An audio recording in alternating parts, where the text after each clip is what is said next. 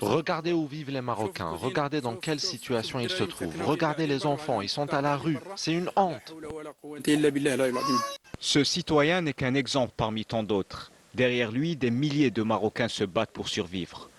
Face à la précarité persistante, ils se retrouvent contraints de lutter chaque jour pour préserver leur dignité. Accaparés par les impératifs de survie, ils relèguent au second plan les revendications de leurs droits fondamentaux, tandis que les réponses politiques concrètes tardent encore à se manifester.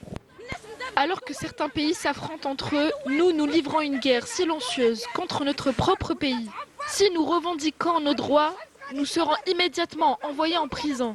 Dans les villages et les périphéries urbaines, l'abandon des populations par le Marzen est manifeste. Infrastructures insuffisantes, maisons en terre fissurées et abris de fortune. Autant de signes visibles d'une marginalisation persistante et d'une invisibilité sociale criante. Dans certaines zones, des familles sont contraintes de parcourir des dizaines de kilomètres pour acheminer leurs malades vers les structures de soins les plus proches, affrontant la neige, des pistes dégradées et des routes totalement impraticables.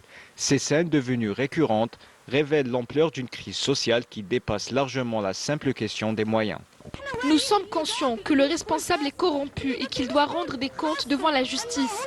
Ce qui se passe est injuste. Un simple citoyen qui vole 5 dirhams est immédiatement arrêté et présenté à la justice, tandis qu'un responsable qui détourne 5 milliards demeure en liberté.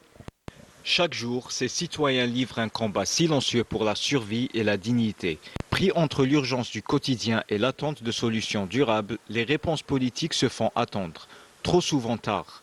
Une lenteur qui alimente un sentiment profond d'abandon et d'injustice.